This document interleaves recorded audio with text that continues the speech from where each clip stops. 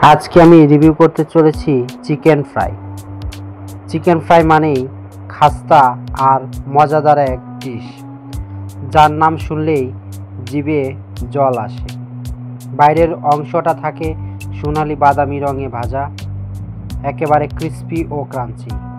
কামড় দিতেই প্রথমে শোনা যায় সেই খাসখাসে শব্দ, তারপর ভেতরের নরম জুসি চিকেন মুখে মিশে যায়।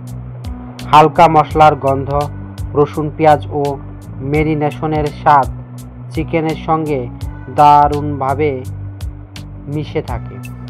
সাথে গরম গরম সস বা মেয়োনিজ হলে স্বাদ আরও বেড়ে যায় কয়েক গুণ।